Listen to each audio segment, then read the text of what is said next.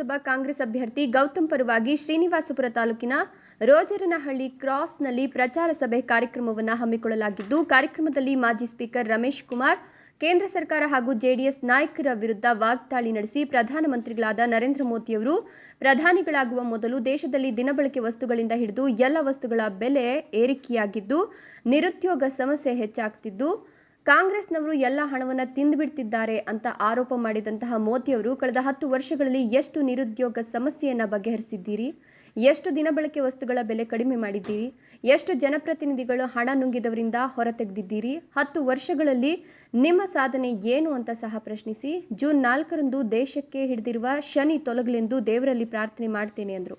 ನಂತರ ಬಿಜೆಪಿ ಜೊತೆ ಜೆಡಿಎಸ್ ಹೊಂದಾಣಿಕೆ ವಿಚಾರ ಮಾತನಾಡಿ, ರೈತರ ಮಕ್ಕಳೆಂದು ಹೇಳಿಕೊಳ್ಳುವವರು ಮೈತ್ರಿಯಲ್ಲಿ ಕೇಳಿದ್ದು, ರಾಜ್ಯದಲ್ಲಿ 3 ಕ್ಷೇತ್ರಗಳಲ್ಲಿ ಮಂಡ್ಯ ಮಾಜಿ ಪ್ರಧಾನಿಗಳ ಮಗನಿಗೆ, ಹಾಸನ ಮೊಮ್ಮಗನಿಗೆ, ಕೋಲಾರ ಮೀಸಲು ಕ್ಷೇತ್ರವಾಗಿರುವ ಕಾರಣ ಬಿಟ್ಟುಕೊಟ್ಟಿದ್ದಾರೆ. ಇಲ್ಲವಾದರೆ ಕುಟುಂಬದಲ್ಲಿಯೇ ಒಬ್ಬರನ್ನ ಇಲ್ಲಿಯೂ ಅಭ್ಯರ್ಥಿ ಮಾಡ್ತಿದ್ರು. ಅಳಿಯನಿಗೂ ಕೇಳಿದ್ದಾರೆ. ಕೊಡಕ್ಕೆ ಒಪ್ಪದ ಸಂದರ್ಭದಲ್ಲಿ ಬಿಜೆಪಿ ಪಕ್ಷದಿಂದಲೇ ಕೊಡಿ ಎಂದು ಬೆಂಗಳೂರು ಗ್ರಾಮಾಂತರಕ್ಕೆ ಅಭ್ಯರ್ಥಿ ಮಾಡಿದ್ದಾರೆ. ನೀವೇ ಯೋಚನೆ ಮಾಡಿ ಅಂದರು. ದೇವೇಗೌಡರು ಪಾಪ ಯಜಮಾನರು ನಮ್ಮ ಜೊತೆಯಲ್ಲಿದ್ದು, ನಾವು ಅವ್ರ ಜೊತೆಯಲ್ಲಿದ್ದು. ನಮಗೇನ್ ದುಃಖ ಅಂದ್ರೆ ಚೆನ್ನಾಗಿ ಬದುಕಿದವ್ರಲ್ಲ, ಏನ್ ಈ ಗತಿ ಬಂತೆ ಅವ್ರಿಗೆ. ಇವ್ರು ಪ್ರಧಾನಮಂತ್ರಿ ಆಗಿದ್ರು, ಅವಾಗ ನಾವೇ ಇದ್ವಿ. ನಾನು ಸ್ಪೀಕರ್ ಆಗಿದ್ದೆ, ಸೀಟ್ ಜಾಸ್ತಿ ಗೆದ್ವಿ. ವಿ.ಪಿ. ಸಿಂಗ್ ಅವ್ರು ಆಗೋದಿಲ್ಲ ಅಂದ್ರು, ರಾಮಕೃಷ್ಣ ಹೆಗಡೆ ಆಗೋದಿಲ್ಲ ಅಂದ್ರು. ಎಲ್ಲರೂ ಸೇರಿ ಇವ್ರಿಗೆ ಕಟ್ಟಿದ್ರು. ಇರ್ಲಿಪ್ಪ ಒಬ್ಬ ರೈತನ ಮಗ ಕರ್ನಾಟಕದ ಪ್ರಧಾನಮಂತ್ರಿ ಆಗ್ತಾನಂದ್ರೆ ಅದಕ್ಕಿಂತ ಖುಷಿ ಏನಿದೆ ಅಂತ ನಾವು ಎಲ್ಲ ಪ್ರಧಾನಮಂತ್ರಿ ಅಂದ್ರೆ ಪ್ರಧಾನಮಂತ್ರಿನೇ ತಾನೆ. ಆತ್ಮ ಮಗನ ಚೀಫ್ ಮಿನಿಸ್ಟರ್, ತಂದೆ ಪ್ರಧಾನಮಂತ್ರಿ, ಮಗ ಮುಖ್ಯಮಂತ್ರಿ. ಸೇರಿದ ಯಾರ ಜೊತೆಗೆ? ಬಿಜೆಪಿ ಜೊತೆಗೆ. ಟೋಟಲ್ ಸೀಟ್ ಎಷ್ಟು ಕರ್ನಾಟಕದಲ್ಲಿ ಪಾರ್ಲಿಮೆಂಟ್ಗೆ? 28. 20 ಸೀಟ್ರಲ್ಲಿ ಇವ್ರು ತಗೊಂಡಿದ್ದೆಷ್ಟು? ಒಬ್ಬ ಪ್ರಧಾನಮಂತ್ರಿ, ಒಬ್ಬ ಮುಖ್ಯಮಂತ್ರಿ. 28ರಲ್ಲಿ ಕೇಳಿದ್ದು 3, ಅದರಲ್ಲಿ 2 ಯಾರಿಗೆ?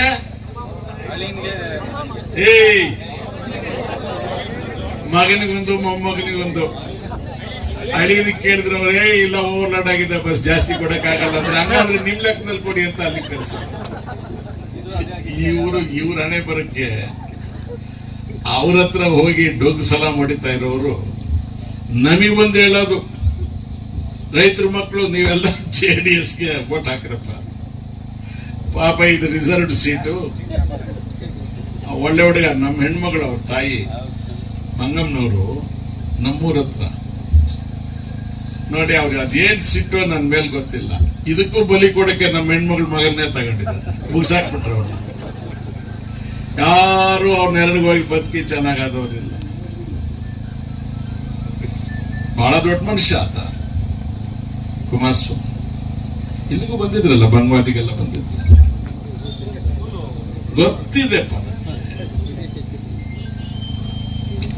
ಆತ ಹೇಳಿದ,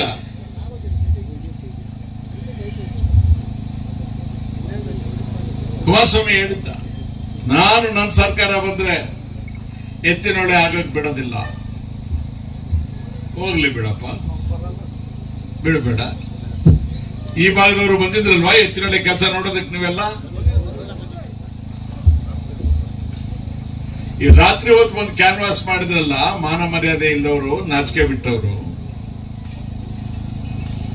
ಗಬ್ಬು ಹೇಳ್ತಿನವರು. ಇವ್ರು ಯಾರಾದ್ರೂ ಹೋಗಿ ಎತ್ತಿನೊಳೆ ಕೆಲಸ ಎಷ್ಟಾಗಿದೆ ಅಂತ ನೋಡಿದಾರೆ ಇವ್ರ ಜೀವಮಾನದಲ್ಲಿ? ಏನಿಲ್ಲ, ಸುತ್ತರಾಮ್ 0. ನಿಮ್ಮದು ಒಬ್ಬರೊಬ್ಬರದು ಕೂಡ ಚರಿತ್ರೆ ಇಷ್ಟಿಷ್ಟು ಬರೀಬಹುದು. ಈ ಕೋಳಿ ಹುಂಜಾನ ಕಂಕಳಲ್ಲಿ ಇಟ್ಕೊಂಡು ಬೆಳಗ್ಗೆ ಹೆಂಗಾಗುತ್ತೆ ಅಂತ ನೋಡಿದ ಮುದುಕಿಯರ್ನೆಲ್ಲ ನೋಡಿದ್ದೀವಿ.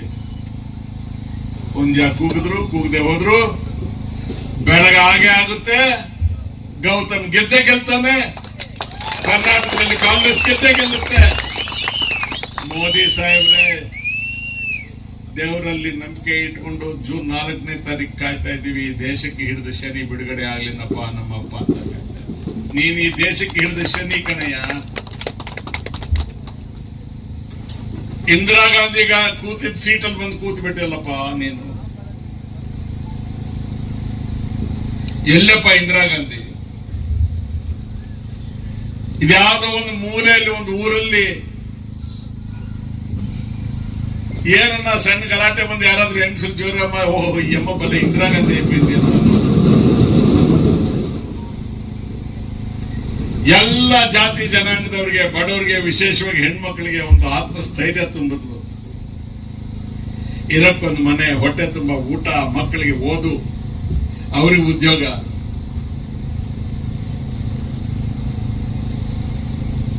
ಎಂತ ಜಾಗಕ್ಕೆ ಅಂತ ಅವನು ಬಂದು ಕೂತ್ಬಿಟ್ರಪ್ಪ. ಅಚ್ಚ ನಾಯಕ, ದುಡ್ಡು ತಂದು ಕೊಟ್ಬಿಡ್ತೀನಿ, ಬೆಲೆ ಎಲ್ಲ ಕಂಟ್ರೋಲ್ ಮಾಡ್ಬಿಡ್ತೀನಿ, ನಿಮ್ಗೆಲ್ಲ ಉದ್ಯೋಗಗಳು ಇಚ್ಛೆ ಉದ್ಯೋಗ. ಕೃಷ್ಣಮೂರ್ತಿ ಸರಿ ನಾವು ಅನುಭವ ಯಾಕಂಡಪ್ಪನಿಗೆ ಸಣ್ಣ ಪುಟ್ಟವ್ರು ಸುಳ್ಳು ಹೇಳೋದು ನೋಡಿದ್ದೀನಿ. ಏನೋ ಸಂತೆಯಲ್ಲಿ ಅವನಾದ್ರೂ ಹಾವಾಡಿಗಿರೋನ್ ಸುಳ್ಳು ಹೇಳೋದು ಕೇಳಿದ್ದೀನಿ. ದೇಶದ ಪ್ರಧಾನ ಮಂತ್ರಿ ಆದವನು ಈ ತರ ಸುಳ್ಳು ಹೇಳೋದನ್ನ ನಾವು ಪ್ರಪಂಚದ ಇತಿಹಾಸದಲ್ಲಿ ಎಲ್ಲೂ ನೋಡ್ಲಿಲ್ಲಪ್ಪ. ಇವನೇ ಅವನಮ್ಮ ಉಮಾ, ಅವನ ಪರವಾಗಿ ಕೆಲವರು ಜೋಬುಗಳಲ್ಲಿ ಕೈ ಇಟ್ಕೊಂಡು, ಈಗ ಅವನಿಗೆ ಗಂಟು ಬಿದ್ದವರು ಮಲ್ಲೇಶನಿಗೆ ಪಾಪ ನಾಲ್ಕೈದು ದಿನ ನೋಡಪ್ಪ ಟೆನ್ಷನ್ ಅಪ್ಪ ಸ್ವಾಮಿ ಜೋರ್ಗ ಪರಾಟ ನೋಡಿ ಏನ್ ಮತ್ತೆ ಸುಣ್ಣಿಲ್ಲದೆ ಮಟ್ಟಣ್ಣಿಲ್ಲದೆ ಕೀಳಕ್ಕೆ ಈ ಕೀಳವ್ರಿಗೆಲ್ಲ ರಮೇಶ್ ಕುಮಾರ್ ಒಳ್ಳೆ ಆಯ್ದ. ಈಗ ನನ್ನ ತೋರಿಸಿ ವಸೂಲಿ ಸ್ಟಾರ್ಟ್ ಆಗಿದೆ. ಓ ಅಯ್ಯಪ್ಪ ಜೋರ್ಗ ತಿಂತಾವ್ ನೋಡು, ಅಯ್ಯಪ್ಪ ಸಿಂಪತಿಸಿಂದ ಇಟ್ಲೈತೆ ಇಲ್ಲ మన చాలా ఎనికి పడిపోతాం శ్రీనివాసంలో లేదప్ప ఇవంత సాలి లేదప్ప. ಅವನು ಹೋದ ನೆಗೆದು ಬಿದ್ದು ಹೋದ. ನೀವ ಕೆಲಸ ಏನಾದ್ರು ಮಾಡ್ತೀರಾ? ತಾಯಮ್ಮ ಖಾಲಿ ಕೈಯಲ್ಲಿ ಬಂದವಳು, ನನ್ನ ಹತ್ರಲ್ಲೂ ಏನು ಇಲ್ಲ. ಜಾಸ್ತಿ ಯಾರನ್ನ ಮಾತಾಡಿದ್ರೆ ನಾಲ್ಕು ಬೀಸ್ ಹೋಗ್ತೀನಿ. ಕೊಡಕ ಬಂದಿದ್ದೀನಿ ನಾನು, ಏನು ಇಲ್ಲ ನನ್ನ ಹತ್ರ, ನನ್ನ ಮಗಳ ಹತ್ರ ಏನು ಇಲ್ಲ ಕೊಡಕ್ಕೆ, ನನ್ನ ಮಗನ ಹತ್ರ ಏನಿಲ್ಲ. ಅದಕ್ಕೆ ಹೋಗಪ್ಪ ಬೇರೆ ಊರಿಗೆ ಹೋಗಿ ನಮಸ್ಕಾರ ಆಗೋತ ಕಳ್ಸಿದ್ದೀನಿ ಅವನ್ನ. ಕೊಡಕ್ ನಿಮ್ಮ ಹತ್ರ ಇದೆ, ಏನಿದೆ ಹೇಳಿ, ಕೊಡ್ತೀರಾ? ಗ್ಯಾರಂಟಿ? ಎತ್ತಿ ಕೈಗಳು.